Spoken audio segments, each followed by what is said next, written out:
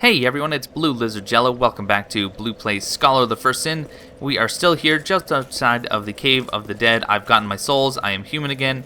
And let's see, I haven't actually done anything still. I have all my souls on me, all my gear's the same. There is one big change though, and that is Scholar of the First Sin did get a patch today. I believe just for the Xbox One, the PS4, and the DirectX 11 version. It was a 300 megabyte patch, and it fixed the durability issue.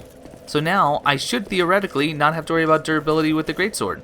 I'm still going to wear the bracing knuckle ring for now until I have a better alternative, but that is good news. That is good news for everyone.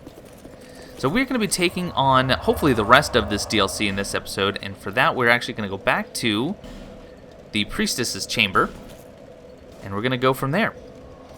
And by the Priestess's Chamber, I of course meant the Dragon Sanctum bonfire, because the Priestess's Chamber is actually where we just were.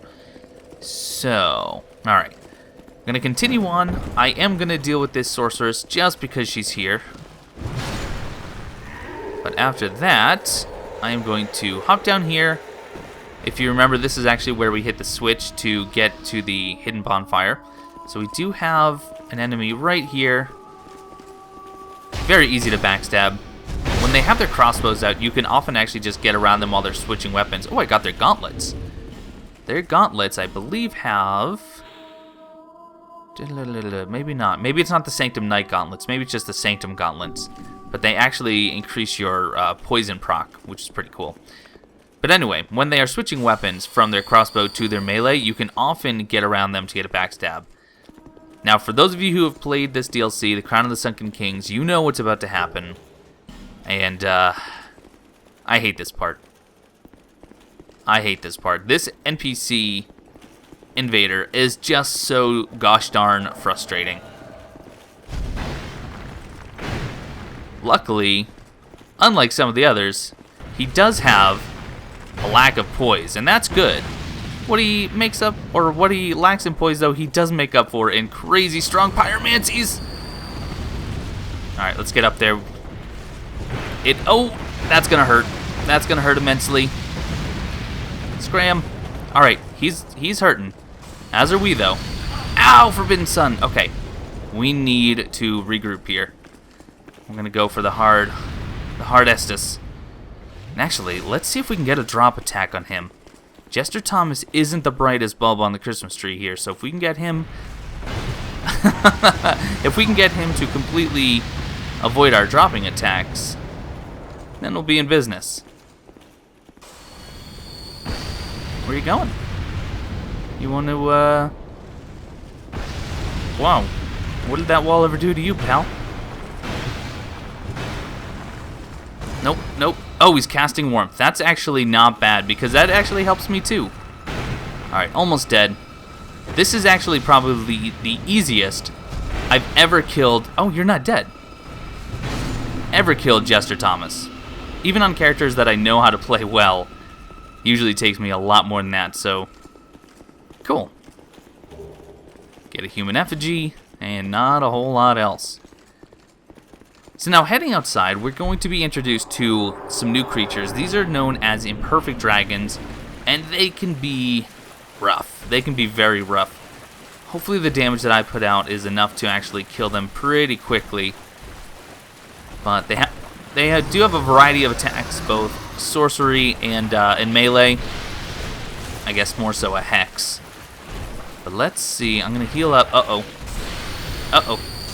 And that hex does have some splash damage, too. Now let's see what kind of damage I do.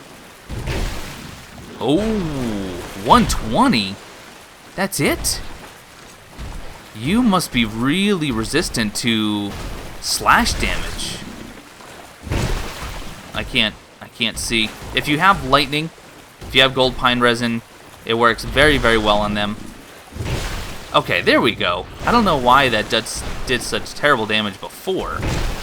Now it's actually... Oh, yep, be careful of that. Now it's actually doing decent damage.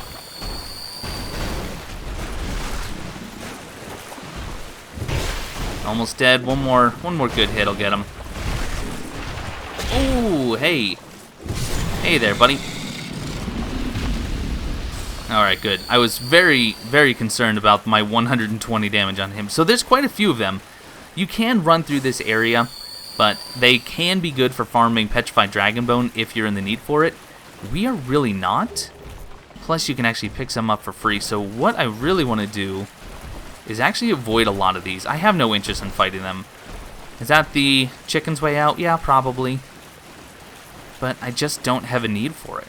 And if I can run past them, then why shouldn't I? I do want all the items, though. So we'll kill a few just so we can get all the items. Like, this guy's probably going to be in the way. Yeah, come on. Get up close so they don't do their hexes. And just don't get greedy with your attacks. I know that that's pretty common advice, but it is very true here.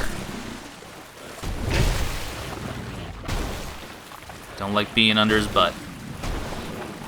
Come on, I would like you to attack. But, you know what, if you're not going to, then I will. And there we go, Petrified Dragonbone. I say it, they deliver. Some human effigies. Yeah, we're probably going to have to kill one more, I think. I think this guy's going to have to go. Yeah, let's get him.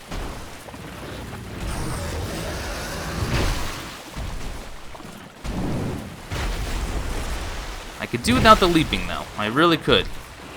How about another attack? That's actually one of my preferred, too.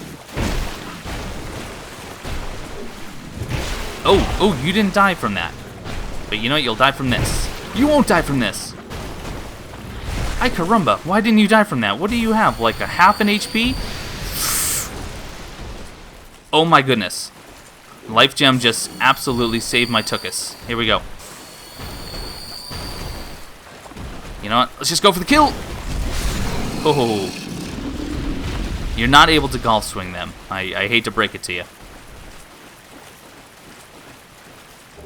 Soul of a Great Hero, so there's 20,000 free souls for us. The last item, I believe it's the last item, is the one directly across from us. So let's see if we can avoid aggro.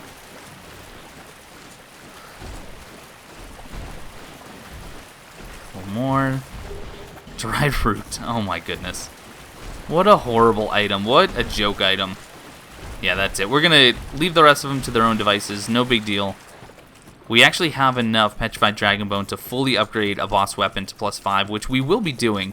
I'm definitely going to be checking out the Lost Sinner Sword. I would have actually used it for this episode, but you have to get the Lost Sinner's Sword by trading in the soul to Ornifex, not with Strayed. But if you remember the tear-shaped Dragonstone that we picked up, this is what it's for right here. Drop it into this giant coin, I guess. Put it into the vending machine, and out comes a bridge. Oh.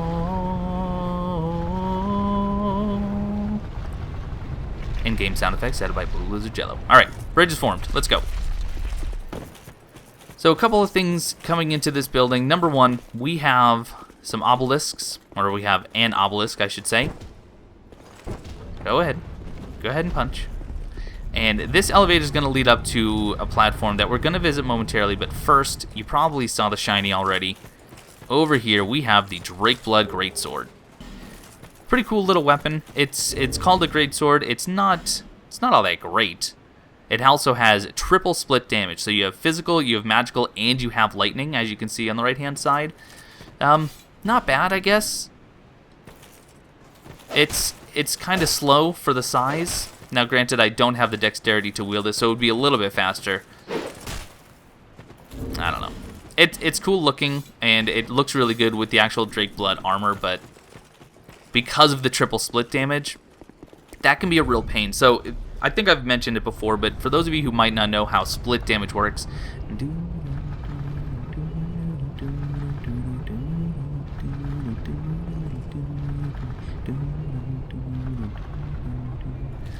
so the way that split damage works is that every time you have a different set of damage, so you have physical, magic, and lightning on the Drakeblood Greatsword, you now have to go through 3 defense checks in order to deal damage. So first, the physical damage will go up against their physical resistances. Once that calculation is performed, then it'll go up against their magical damage resistance. And then it'll go against their lightning damage resistance. And then the final damage is actually calculated, and that's how much damage the enemy will actually take. I just took this elevator up just to show you where this connects. You remember we picked up the old growth bomb there. There is the original bonfire. But we'll be heading back down now. So ultimately, even though on paper it looks like it deals X amount of damage, in reality it's only going to do much, much less because it has to go through 3 defensive checks first. So split damage is not always preferred, and a triple split is, I don't know. I can't see where that is going to be as useful as you might think. All right, now I love this. I love this section. I love the outside. It's surprisingly barren on the inside, sadly enough. By the way, I have tested this. You cannot land on these ledges. It looks like you can land on these ledges. You cannot. You can either test it yourself or take my word on it. But I don't recommend it. We're going to switch. I think we'll switch the bracing knuckle ring for the silver cat ring for a little while. Just because there are some drops here, and I would rather conserve my health when possible. Plus, with the durability fix hopefully fixed, according to this patch, we should be good to go. So what we have here is there's going to be a series of descending drops, and that fog gate right there, that is the next boss. That's actually Elena, the Squalid Queen. We'll be getting to her in just a little bit, and there is another bonfire between us and her, but you have to find it. Oh, forgot about our first encounter with the Drake Blood Knight. So if you remember that Drake Blood sword we just found, they belong to these guys. Very, very cool looking armor, and we will be getting their armor very soon here. But in this room that we just found him in, we have 2 of these circles, and we have 2 switches. But you can probably hear the little twinkling of the crystal lizards. And if I can kind of get the camera just enough, there you go. There are 4, I believe, up there. So if we want to deal with them, we have to be quick, and I doubt we're going to get them all in the first go. But just remember, if you miss any crystal lizards, all you need to do is quit and reload, and you'll be all set. So, let's get them going. Come on, crystal lizards. Where are you? Oh, you're still not coming. Okay. Does it take 2 rotations for you to start running?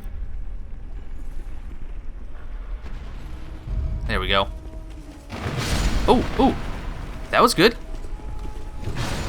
Can I get him? Wow, all 4. Wonderful. And look at all you get. 2 petrified dragon bones, 3 titanite chunks, 2 raw stones, a titanite slab, 2 fire drake stones, 2 mundanes, 2 twinkling, and 2 faint stones, 2 twinkling. Really, really, really good stuff. And then what we have here, running through, you just have some empty chests. There's nothing back here. There's nothing up there with that Sanctum Knight. There is nothing in here where those crystal lizards were. I don't even, can I jump in there? Oh, you can. Cool. But that's it. Oh, run. You really only come in here for the crystal lizards. And now we're going to proceed very carefully. You can drop down straight. If you want to save some damage, you can go there. But we have the silver cat ring on.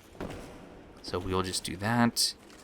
And there are some major shortcuts. So you can actually jump to that platform, jump on there, and then you're just about at the bottom. We are taking the long way around because we want to find all the secrets. And this is not where the bonfire is. Bunch of hexing urns. Watch when you turn this corner. Ooh, hey.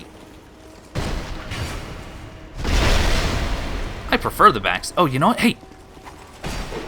Oh, that was terrible. That was really bad execution. Sorry, Awesomizer. I tried to finally use your dagger technique and almost got me killed.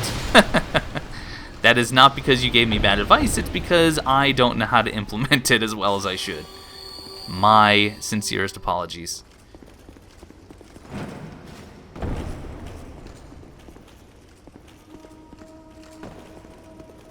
Now on this level, I believe this is actually where the bonfire is. Yeah, right here. So hidden wall. You really have no indication that it's there, so you just run along the side and spam the interact button until you find it. And I think that's actually all I needed the silver cat ring for. If there's any more big drops, I'll switch it out, but the bracing knuckle ring at this point is going to be better for us.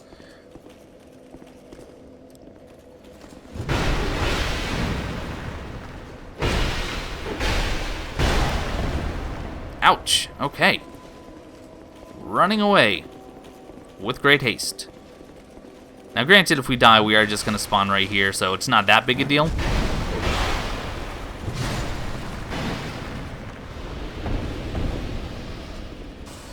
Now, did I miss something? I feel like I'm missing something. Hold on 1 second. It's been a while since I've run this section. No. Not, well... in a way I have, because you want to go over there if you want to get all the items, but we're going to run this way first to go down to where that Drake Blood Knight was. I can't remember if there's an item down with him. There is another Drake Blood Knight, so just be careful once you round this corner. I'm going to go for the backstab again. Oh, you went for the backstab. You cheeky monkey.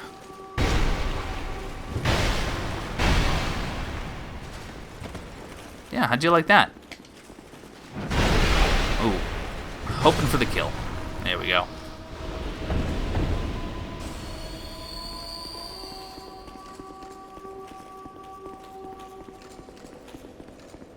Okay, yes, we did come down here for a reason.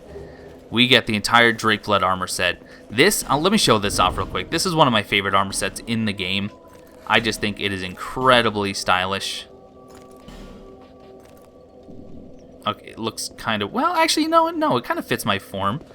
But if you remember my Everything Possible series with Silverius... actually, no, Silverius did the blind run.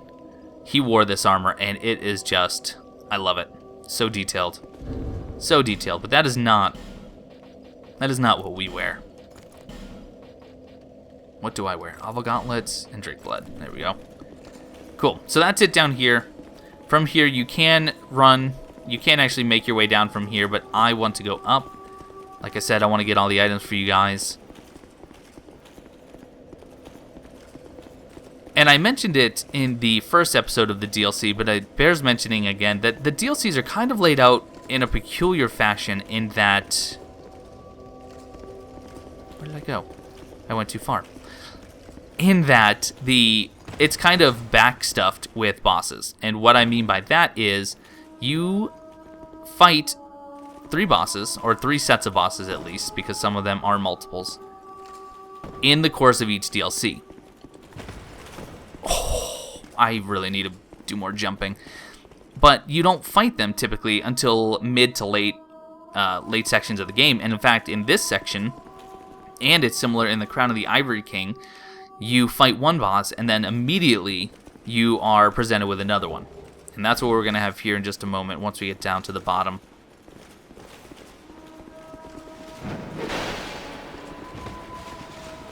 The damage reduction on the Greatsword is actually really impressive.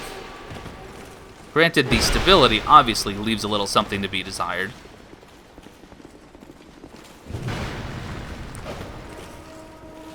Oh, you bugger.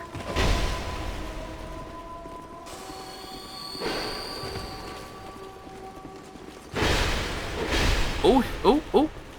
Run away, run away. Hi, caramba. I haven't actually even hit this guy. There we go. Alright, now, you ready? I'm trying. I'm so bad. Forget it.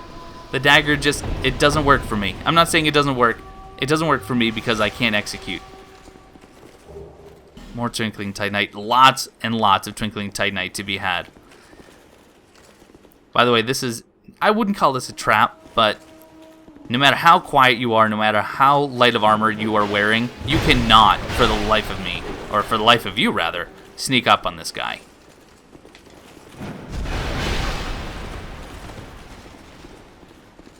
You guys are going to make me waste all of my healing items. Before I get to Elena. Jerks.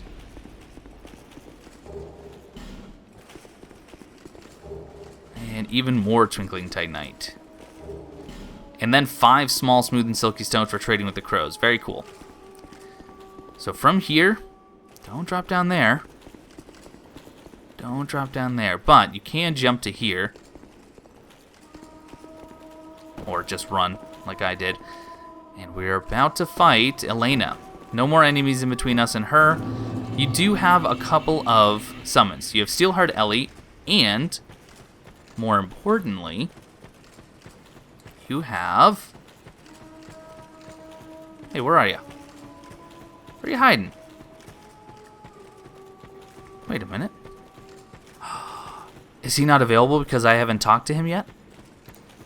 I think that's it. I think I goofed. You can summon Benhart of Jugo, but I think because I haven't actually unlocked the way to... Or I haven't unfrozen Millibeth or Rosabeth. Rosabeth? Millibeth? Who is it? Millibeth or Rosabeth? Millibeth, I think. Anyway, I haven't unfrozen her, and so I can't actually summon him. And I'm not going to summon Steelheart Ellie. What I am going to do, though, I am going to use a Bright Bug. I'm going to use a Bright Bug. Try to kill her quickly. If you don't kill her quickly, things can become messy in a hurry. Let me get rid of that. All right. Here we go. Oh, do I have a buff? I should have used a buff if I have... Do I have a buff? I don't think I even really have any good buffs. But if you go in fast, you have some time to get some free damage. So even though her health bar hasn't even popped up yet, it does count as damage. You can see right there.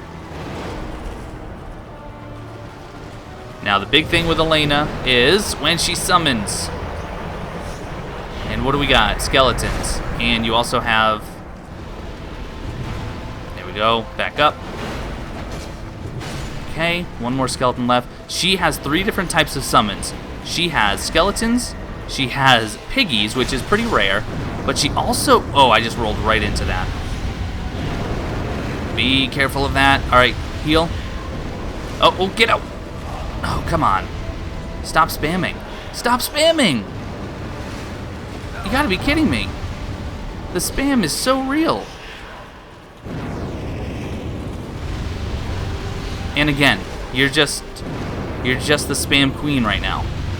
But she can also summon Velstadt, and I am gonna die. I am certainly gonna die here.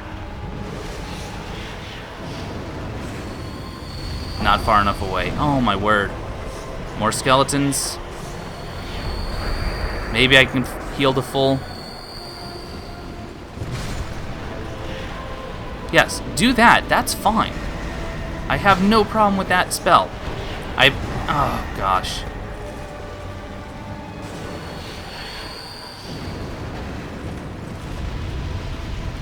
No, these do not hurt the skeletons, unfortunately. Alright, now, can we actually get up there and do some damage to her?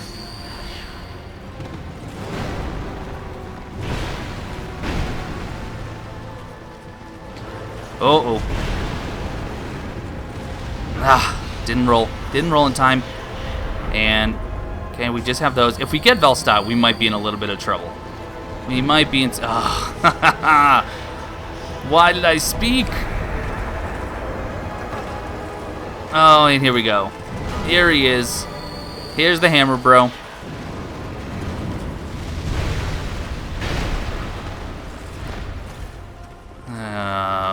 Alright, well, now things have become interesting. And I have 13 life gems left and no Estus. This is really not good.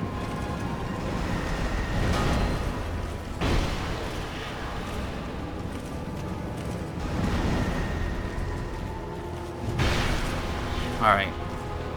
Oh boy! I got both of them attacking at the same time.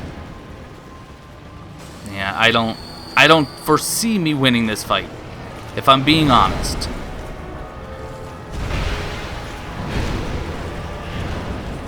Ooh, heal. Although she's actually pretty low, as is he.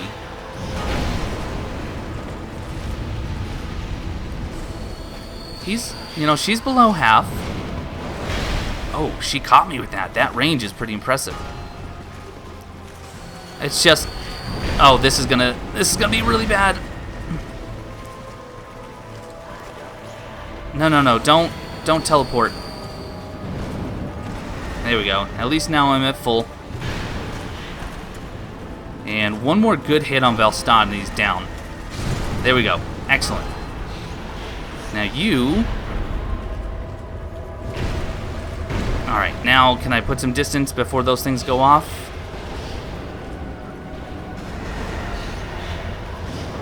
Yes, I can. Excellent. Whoa. I'm not really sure why I just attacked there.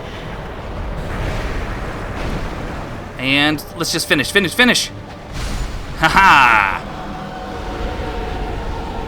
Elena the Squalid Queen. Holy moly. You almost took me out. That was way more intense than it ought to have been.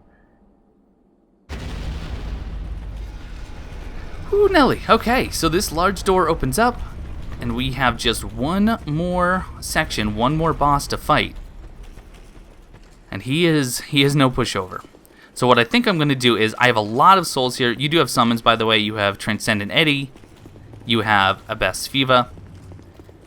And I'm going to head back to Majula. I'm going to restock on some life gems. I am going to level up just a little bit.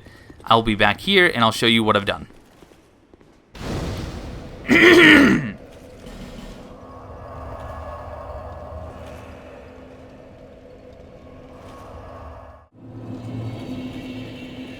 Back from Majula, and I actually had enough souls to level up 20 times. So I'm actually now level 100. I went up all the way to 31 in vigor. I got my endurance to 20 and my strength up to 40, doing 583 damage with the two-handed greatsword.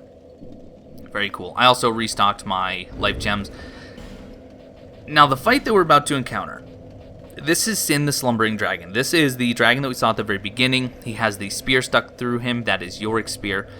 One of the most frustrating things about this is the fact that you take a ton of durability damage as you actually attack him. He has very, very thick scales, and that hurts your weapon immensely. So even with the bracing knuckle ring, I am going to have repair powder on my hotbar. I'm not going to be surprised if I have to use it. I might even need to switch out to the... What was the other sword that I had prepared to +6? The bastard sword. It's not great, but it's something. It's something. Okay. So, no summons. We're going to go in here with a Bright Bug, because this guy can be absolutely rough. A lot easier on a light character. But here we go. Really, really cool the way that this opens. He's just there slumbering, as his name would imply. And then he wakes up, and typically he's going to charge straight forward. So if you go to the side, you should be able to go in. And you can get the tail cut. You don't get any weapon for it. Let me see what kind of damage. Oh, 721. That's really good. And what I like to do is, the reason I don't like to go for the tail cut is that I like to actually use his tail to track him while he's in the air.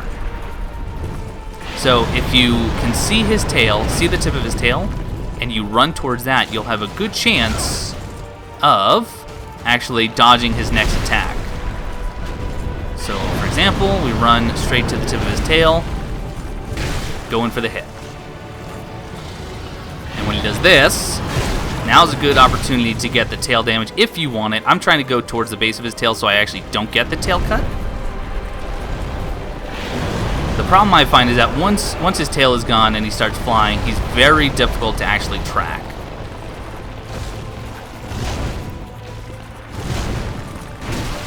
There's some damage. Oh, there's some damage on me.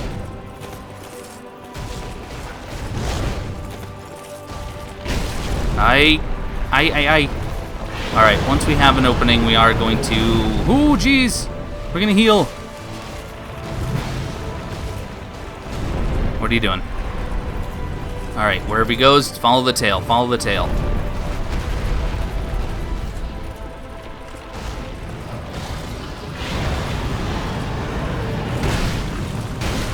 Good damage there, good damage. Oh shoot, I'm toxic. I'm a fruitcake. I'm a fruitcake. And now I really need to start popping life gems like they're candy. I don't have any poison moss to counteract this, so it's all about the life gems until that goes away. But I think I'm okay.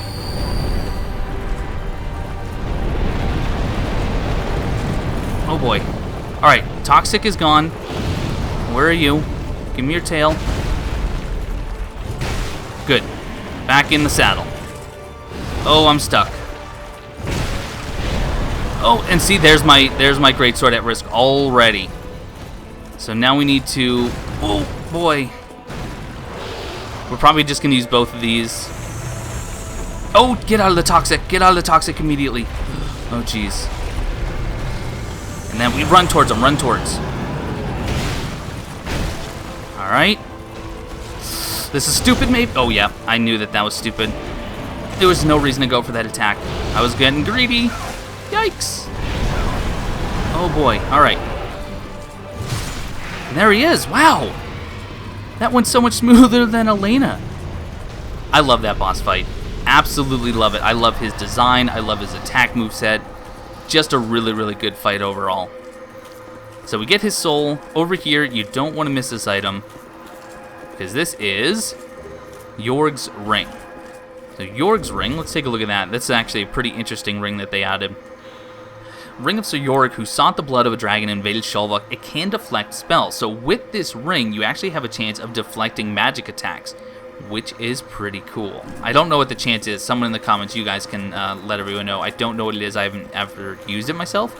But then once you get to this glowing section, the Crown of the Sunken King rewards you with the Crown of the Sunken King. So in the DLC, there are 3 crowns to get, and it says a faint heat lingers in an ancient crown. Each crown does have a hidden attribute, and I'll have to post in the comments exactly what each one does because I don't remember off the top of my head. But once you have all 3, and you get King Vendrick's crown, you can actually get a special reward that is pretty neat. We're going to talk about that later after we get all of the 4 crowns. But anyway, guys, that's actually going to wrap up this episode and the Crown of the Sunken King DLC. It's really good content. It's my least favorite out of the 3 DLC packs, but it's still very good, and I still consider all the DLC to actually be superior to most of the game. But thank you guys so much for watching. This is not a spoiler-free playthrough, so if you have anything you want me to check out, anything you don't want me to miss, let me know in the comments below. But I will see you next time.